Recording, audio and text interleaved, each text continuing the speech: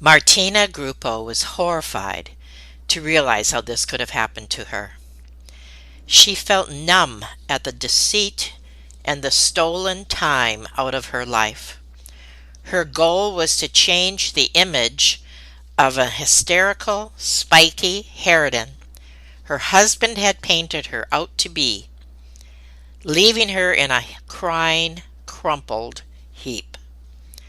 Martina's story may resonate with many viewers today who have also been victims of narcissistic abuse. You do not want to miss Martina's interview. Have you ever felt like giving up, quitting, throwing in the towel? Welcome to Never Ever Give Up Hope featuring Carol Graham. She's an author, health coach, and motivational speaker. Backed into a corner multiple times in her life, Carol shares with you stories on how she overcame some of the toughest obstacles a person can go through in life, but refused to give up hope. Rather than admit defeat, an opportunity was presented, and it involves each and every one of you. Carol will feature spectacular guests who will share their messages of hope, encouragement, and their inspiration to prove why life's adversities only make you stronger. And now, welcoming the host of the show, here's Carol Graham. Martina Gruppo's work experience ranges from office management to running an ethical, award-winning coffee company. Her passion for education has led her to raise funds for educational resources and to build classrooms in a cloud forest community in northern Nicaragua. She has also worked as a primary school teacher. Her personal journey has been marked by challenges such as infertility and breast cancer. Now living in Italy, she runs a successful Airbnb business as well as her own Airbnb. Welcome, Martina. Thank you very much, Carol. It's lovely to be here.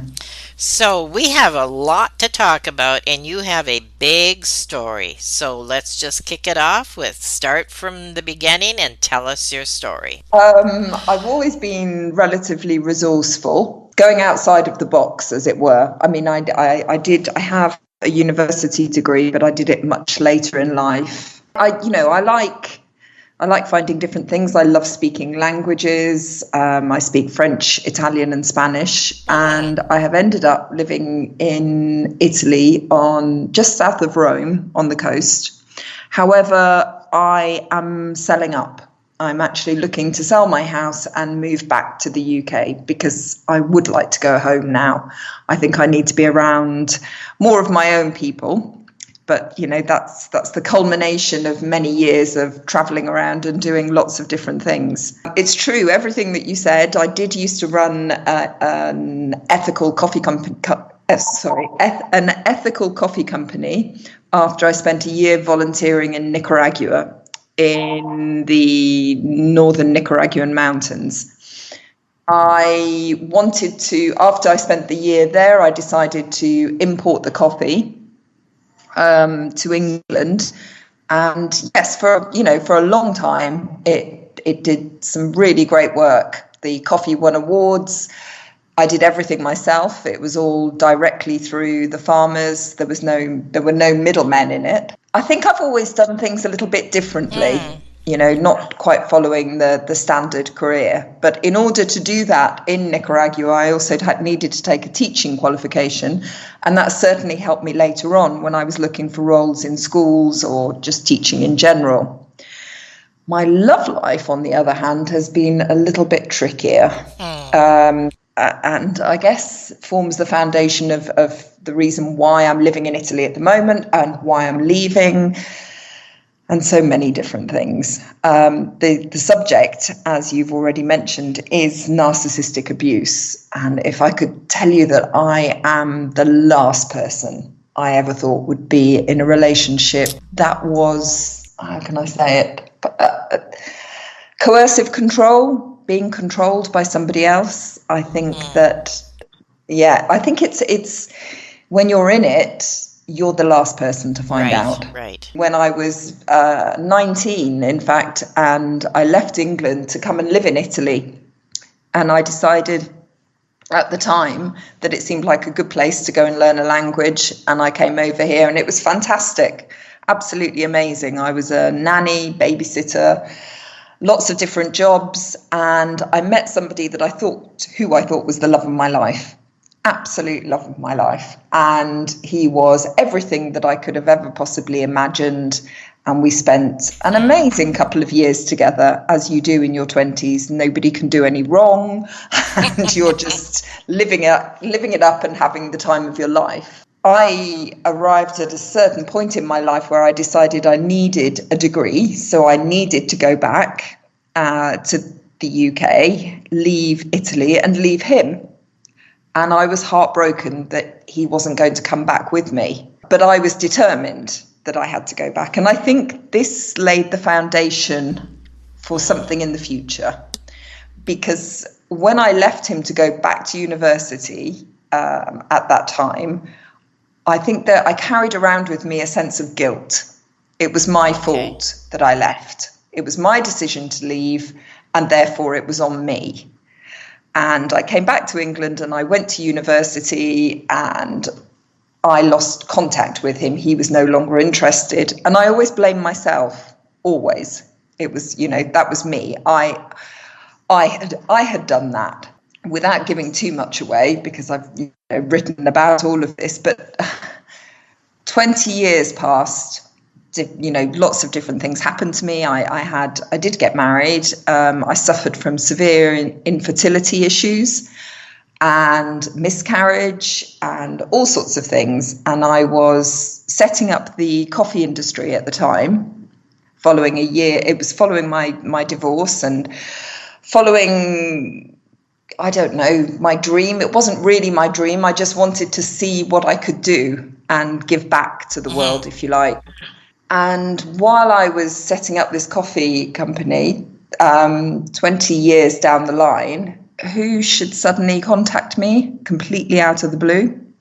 The one person I'd left behind in Italy all those years before. Really?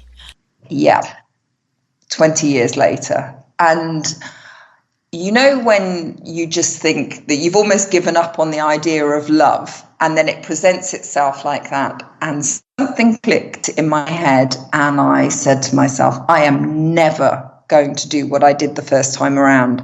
I'm never letting this person go. Well, it almost destroyed me.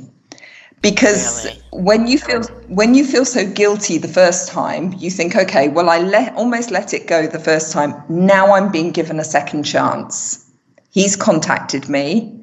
This is our opportunity to be together. This is the happy ever after that was missing from the first time round.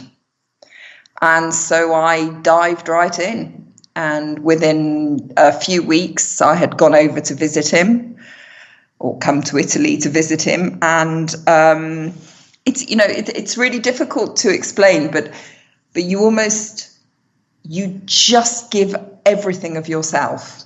And yes, I did. I really did. And I felt that because I was to blame the first time round for everything having gone wrong, for having been audacious enough to go back to England and pursue a qualification, a degree and all that kind of thing, this time I would do everything in my power, everything I possibly could to make sure it worked. And that, I think, is where my downfall lay, because I was so unwilling to give up on somebody who almost from the outset treated me pretty dismissively. I mean, he was very good at the beginning. I mean, we're all we all know the word love bombing, don't we? But I think it's quite hard when it's being done to you to be able to see the wood for the trees. Good point. Because, right. Yeah, the person who is love bombing you is doing it in order to brainwash you. There's a slightly uglier word. because because what they need is for you to be on their side.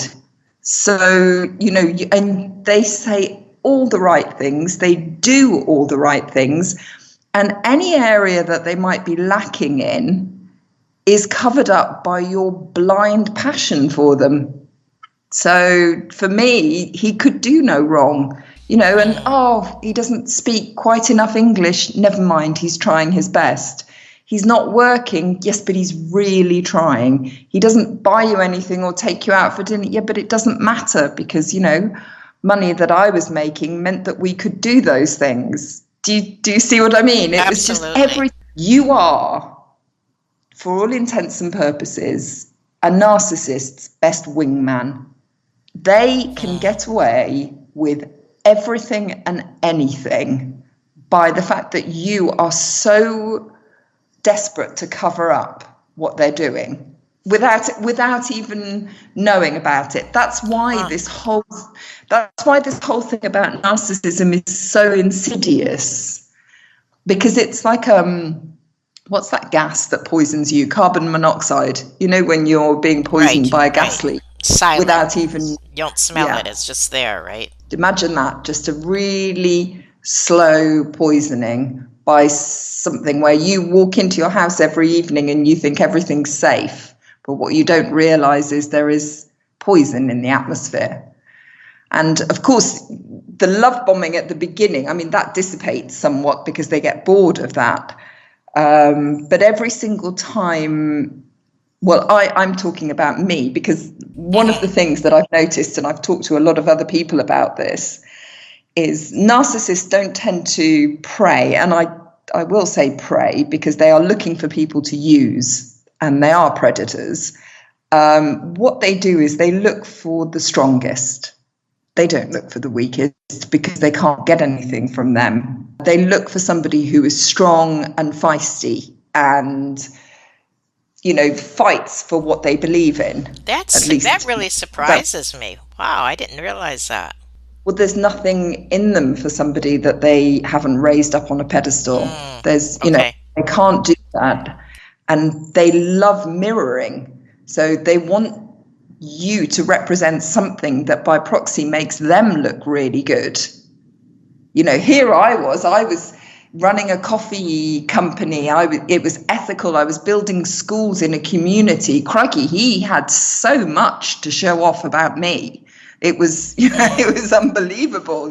Look at this. And then I started teaching languages in a school. Look at me with the teacher. He did nothing. But he was basking in what I was doing. And I was, it's really difficult because when I started to push back, when I started to say, maybe it is time that you had a job now, because we were living in England by this stage. Maybe it is time that, you found something, anything. We would then argue, vicious, nasty arguments. Because I was so resourceful, I couldn't understand why he wasn't, or he didn't show the same kind of, he wasn't dynamic in any way, shape or form. He wasn't proactive. And I would get really frustrated about that. And of course, that was the last thing that he wanted to do. And that's when it became really unpleasant, or that's when it started, certainly. But they can't lose you. So what they do is they do this push me, pull you thing. And all the stuff that happened in the love bombing, all the things that he found out about you, all the things that I had told him, confided in him, my insecurities, my worries, my doubts about certain things, he stored those away so that he was then able to use them against me the minute I stood up for myself. Oh, well, you've never really wanted a man. Well, you're not capable of keeping a relationship. Well, so there are so many different things where you're just, it's almost as, your Achilles heel, and he's there punching in a knitting needle, making it bleed, because he knows exactly how to hurt you, because you've confided in him, her. Sorry, I don't want this to be just about women. Right. It happens to men as well. I've spoken to many men it's happened to as well. And it's just as nasty and just as vile. And they know how to get you. Coming back to where I started with this, which was that when we had this new relationship, after 20 years of not seeing each other, in the back of my mind, because there's an awful lot of the usual question, which is a really awful question, is, well, why didn't you just leave? Mm-hmm. Yes, it does occur to you. But on the other hand, I was trying this balancing act with, it was my fault that I didn't make it work the first time around. I have to put not just 100%, but, for both of us, I have to do all the work in this. I have to prove. So, they're playing on that you're the one, that you failed the first time round, so you can't fail this time. And so you just keep pushing through. It's going to get better. I just need to do this extra thing. I just need to pay for this holiday. I just need to do that other job, and then we'll have a little bit more money. It was awful. It really was awful. How long did you stay? The second time, 11 years. Oh, my word. He nearly just killed me. Sorry, it's just that, even thinking about it, I'm a very different person now. Of course. But what they do is they then start to take you down bit by bit, because what they want to do is for you to lose your confidence and this is where gaslighting comes in. And no, I didn't actually say that. I don't know what you're talking about, or giving you a different version of events. Oh, it's awful. It really is. That's called the devalue stage, where they make you feel like you're a lesser person than you thought you were. And, how dare you stand up for yourself and look at everything that I've done for you. Carol, if I told you that we were together for 11 years the second time, and he probably worked a total of 12 months in that.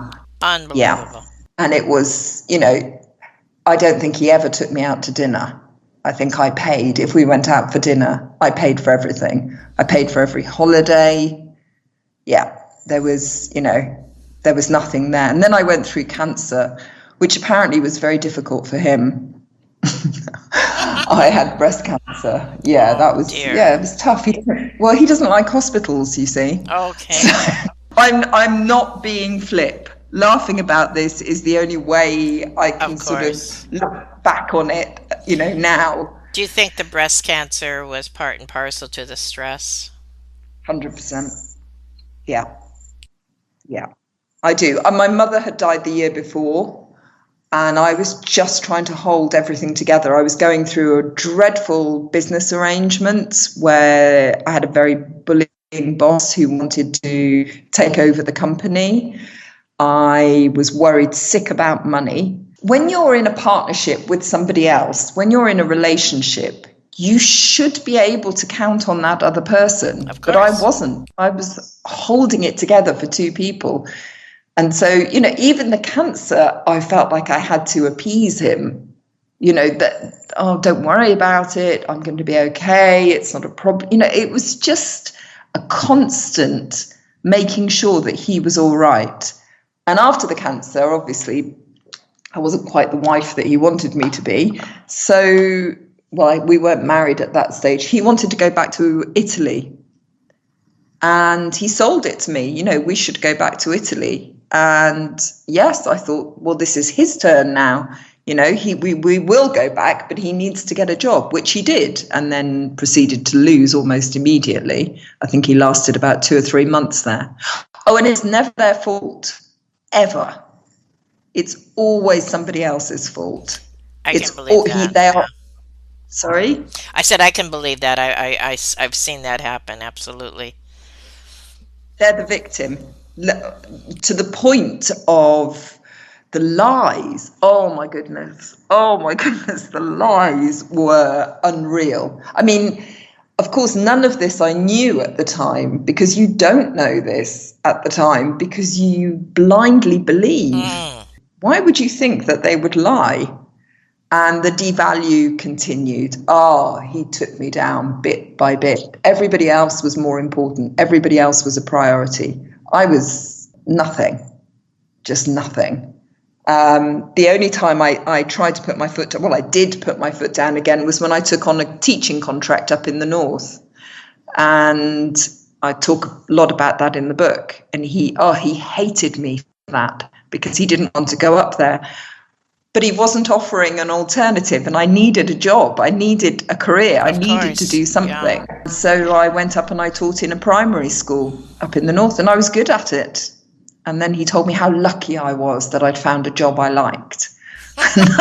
Luck had nothing to do with any of this. This was just, it was out of necessity that I was doing well at things because I was so afraid of losing anything. Right. Lockdown happened, COVID happened, and he left me because he wanted to be by the beach. So he came down here to this house down here by the beach because he said, well, there's no point in me being up there because you're just working all day. Well, of course he was, wow. I don't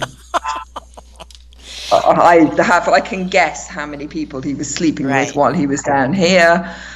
And he spent, 3 or 4 months away from me. So, do you think that narcissists are born or made?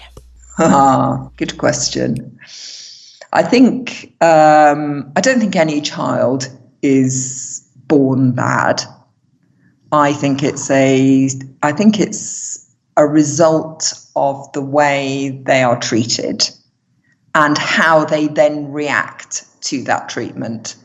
I don't just look up memes or go on forums. I've read papers about this. I'm certainly not an expert or a psychologist or a therapist or anything else like that, but I read papers about it, and it was like reading his autobiography. Wow. It was. Yeah.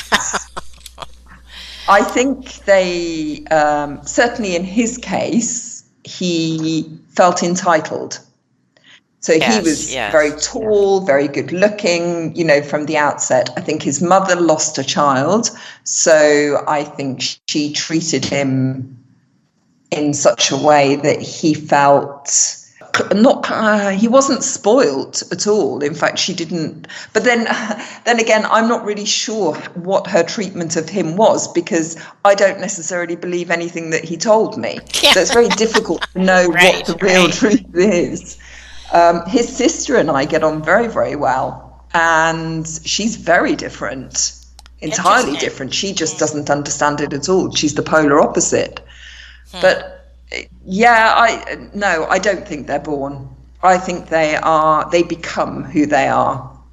Definitely. Okay, I appreciate that. Thank you. We're going to be talking about your memoir, of course, and we're also going to talk about your mission, which I'm interested in hearing. And you say you're not an expert, but you do have a lot of information, and so I appreciate that. But before we take a quick break, I'm just going to give the definition that you wrote me, actually, and I made a note of it, and I think it really struck me when I read it. So I'm going to read it for the audience now. And this is what you said. Narcissism is all too often incorrectly labeled. It is not simply bad behavior or infidelity. It is a systematic takedown of a decent, empathetic person until they are left empty and doubting their mind. To me, I thought about that because I know somebody very close to me who is a narcissist, whose marriage was split up. A lot of the things that you said, I totally related because I knew the backstory. And so I appreciate what you shared, and you share it from your heart, and you're sharing it because you want to help others. So we're going to take a quick break, and then we're going to talk about your book, and as I said, what you want to share for other people. We'll be right back. Carol Graham would like to show you the path from misery to miraculous triumph in her fast-paced memoir, Battered Hope. She relates her determination to succeed as someone who experienced one horrendous nightmare after another. Gang raped and left for dead, loss of a child, husband falsely imprisoned, and cancer. Nothing could break her tenacity or faith. No matter what you face, heartache, loss, suffering, or injustice, Carol will illustrate how she became a victor the same way you can. The secret is to never, ever give up hope. Order your copy at Amazon or batteredhope.blogspot.com. Appreciate Martina and what she has shared today regarding this. I almost wanted to say disease. Yeah, disturbance is a really good one. Pardon me? Or disorder, but I do know exactly what you mean. Yes, yes. And we're talking about narcissism, of course. So what I would like to ask you now is, what is your mission in helping others? And whatever you may be doing right now in any area. And also, we're going to talk about your memoir, your book. So what is your mission? To let people know that they are not alone and that they can leave and they can turn the light back on inside themselves. That, I think, sums up my mission with this. I had no idea when I was in it. I had no idea that there was even such a disorder such as narcissism. I thought it was a fairy tale about some god who looked in the water and thought he was really gorgeous. I thought it was a vain thing. I didn't think it was so psychologically damaging. I didn't know when I left that I had been a victim of abuse, of controlling abuse. I really didn't. And I think as I found out, as I started to realize and look back at my past and realize that so much of it, well, everything was built on a lie, I just felt so sad for people who were and are still there. You don't have to put up with that because you are in there. I had an amazing thing. I write a blog on Substack, and I had somebody who came to stay with me, a guest who came to stay with me. It was an amazing thing because she was asking me if I had a video of the house before it had been renovated. And I did. And I showed her the video of the house. And it was me towards the end of that relationship, towards the end of my marriage. It was about, 8-9 months before I left him. And her face, she was so horrified when she saw it. And she said, tomorrow we're going to do another video and we're going to go around the house and show everything. And she was very bright and breezy about it. And I was a bit, really? Do we have to? Kind of thing. But we did. And then she showed me the video and I burst into tears because it really is the before and after of what a narcissist does to you physically. And the video, even though there's 3 years difference, of course, the house looks completely different. But what was so shocking Thank you for listening to Never Ever Give Up Hope, featuring Carol Graham. Did you know that most people succeed because they are determined to? Quitting was never an option. Indication of what you mean by the house look. Carol loves your comments and will respond to each one. So please subscribe and review this podcast. A rating of 5 stars would be outstanding and appreciated. Remember, if you are still here, there is always a mess, hadn't been touched for 50 odd years, was all dust. Okay. And then as we walked around the house with this French lady who was here, you could see all the work that I had done. And it was like for like the video in terms of me showing it around. It was just unbelievable and so sad. I was happy at how I looked and happy at how happy I looked and everything in the second video. But in the first one, I don't even look like me. Oh, my goodness. It's that awful. And that's what they do. They take away the essence of you. They drain everything out of you, I would think. Yeah, they do. And it's really awful. So my mission, and it's partly why I wrote the book, is to show people you are not alone. And you are not going mad either. Because if it doesn't feel right, it isn't right. Well, that summarizes that very well. I thank you for that. And now tell us about your memoir. Who should buy it? And is it your full story? Do you hold back, etc.? I do not hold back at all. Good. I could not be prouder of that book. It's warts and all. It's funny. It's self-deprecating. It goes off on tangents, but it's very much telling the story of exactly who I am and why this happened to somebody like me. Because the thing is, it's all very well saying, oh my goodness, I was abused and it was so awful. You have to look inwardly and say, why did I allow this to happen? Right. Not that it's my fault, but what part of me allowed somebody to treat me like this? And I've got the answer as well. I had no boundaries, none. You wanted me to do something, I was there. You want me to come down second, third, fourth in the list? Not a problem. I'll put everybody else before me. And that's what I did for years, for decades.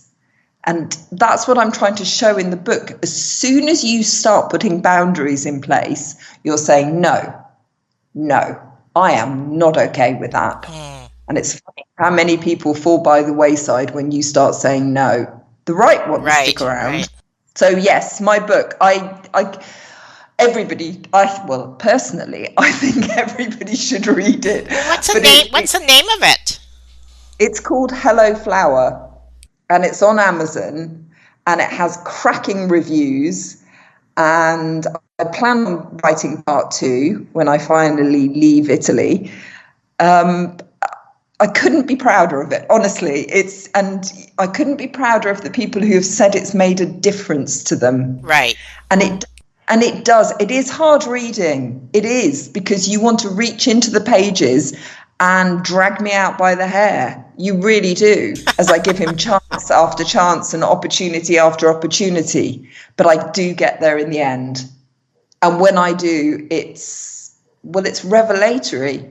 And it's also peaceful, That's really nice. It's really peaceful, because in the end, you just say, no, I want peace. That's what I really want in my life. And sorry, I went off on one then, didn't I? I'm so sorry. No. How long has it been since the book came out? It came out last end of May, beginning of June last year. Okay. Yeah. So it's relatively new, but it's doing pretty well, considering I self-published. I did it all myself. Whole long learning curve of a journey. Of course. But I love it, and I'm very proud of it. I'm very proud of the whole thing, even the cover, everything. And so what's in the works? Oh, I can't tell you that. It's all a secret. Oh, okay. Oh, no, I can't. I actually can't. But yeah, some really exciting things. I'm going to sell my house. I would like to move back to the UK, probably to Wales.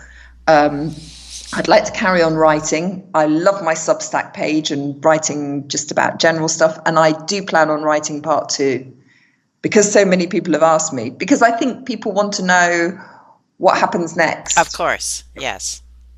That was my question. Exactly. I don't know. I actually don't know what happens next. Okay. That's the exciting part.